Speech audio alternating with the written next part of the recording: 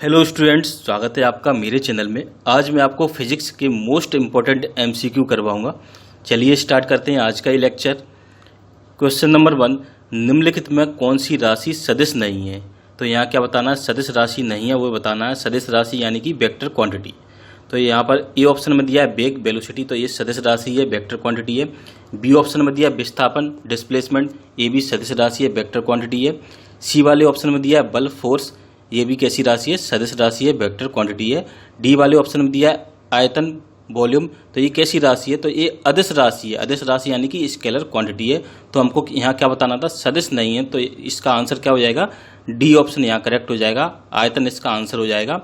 अब सदिश राशि और अदिश राशि क्या होती हैं?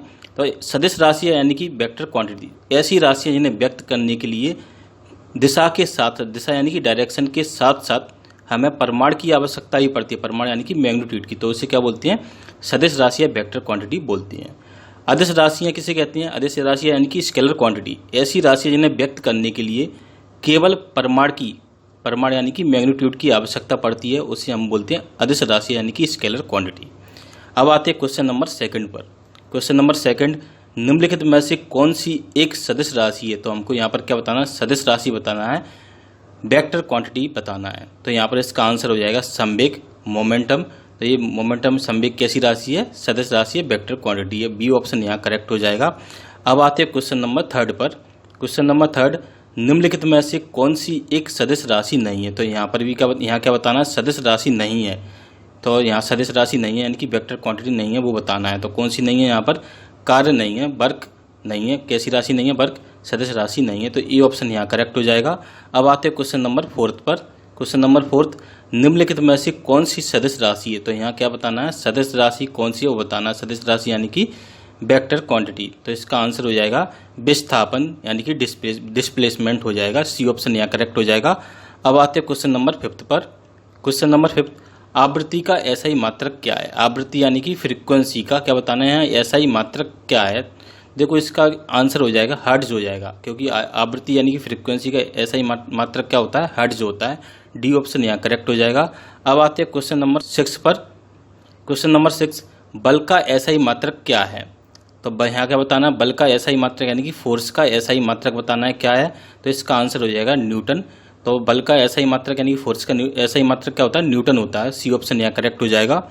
क्वेश्चन नंबर 7, दाब के ऐसा ही मात्रक को क्या कहते हैं? दाब यानी कि प्रेशर के ऐसा ही मात्रक को क्या कहते हैं? तो ये इसका आंसर हो जाएगा पास्कल हो जाएगा। तो पास्कल क्या है?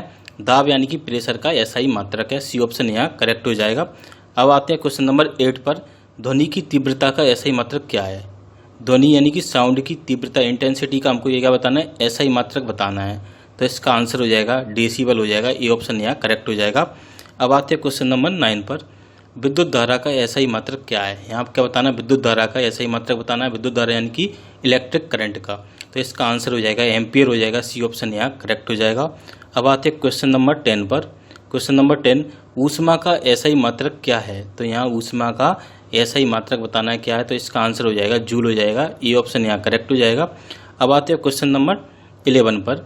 तापमान का ऐसा ही मात्रक क्या है? यहाँ क्या बताना है? तापमान का ऐसा ही मात्रक बताना है। तापमान यानी कि टेम्परेचर का।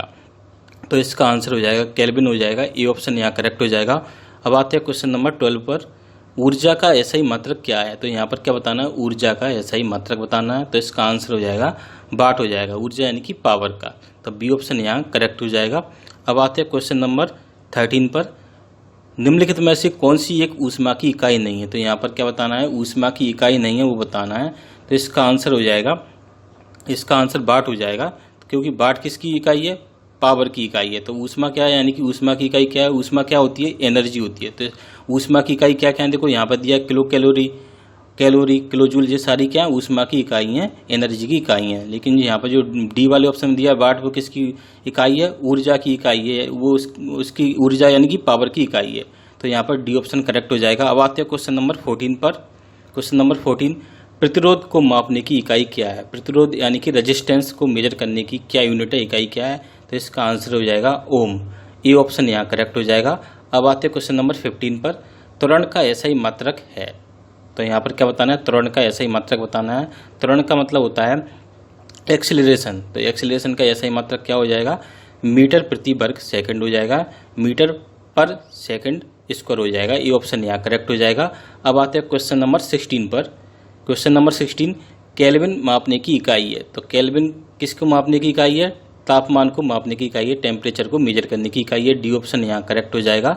क्वेश्चन नंबर 17, एक पारसेक तारों संबंधी दूरियां मापने का मात्रक बराबर है। तो देखो जो एक पारसेक होता है वो किसके बराबर होता है वो यहाँ बताना है। तो इसका आंसर हो जाएगा 3.25 प्रकाश वर्ष। तो किसके बराबर हो जाएगा एक पारसेक? 3.25 लाइट ईयर के बराबर हो जाएगा। तो ये ऑप्शन यहाँ करेक्ट हो जाएगा। अब आते हैं क्वेश्चन नंबर 18 पर।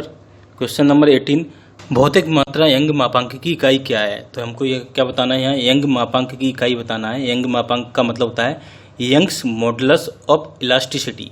तो Young's modulus of elasticity Young मापांक की इकाई क्या हो जाएगी? पास्कल हो जाएगी। डी ऑप्शन यहाँ करेक्ट हो जाएगा।